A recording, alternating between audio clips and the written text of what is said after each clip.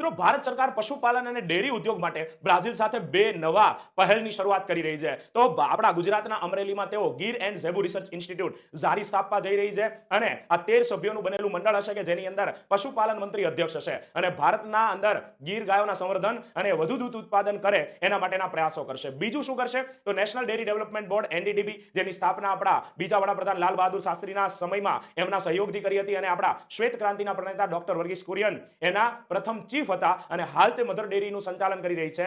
એને બ્રાઝિલથી 40,000 સીમેન એટલે કે વીર્યના ડોઝ આયાત કર્યા છે જે ઝેબુ બળદના છે. તો આ ઝેબુ બળદ એક સમયે આપણે જે છે ક્રિષ્ના નામનો સાંઢ ભાવનગરથી જે ત્યાં મોકલવામાં આવ્યો હતો બ્રાઝિલમાં, અને અમુક ગીર ગાયો આજે બ્રાઝિલમાં 3.5 લાખ કરતા વધારે ગાયો છે જે ગીર ગાયો છે અને આ બળદનું પણ તેઓએ વિકાસ કર્યો છે. તો આજે આપણે જ્યારે એક સમય હતો કે આપણે તેમની મદદ કરતા હતા, હવે તેઓ આપણી મદદ કરી રહ્યા છે. તો સમયની વાત છે અને આવી રોજબરોજની સમયની માહિતી મેળવતા રહેવા માટે આપણી ચેનલ સબસ્ક્રાઇબ કરી દો. જય હિન્દ.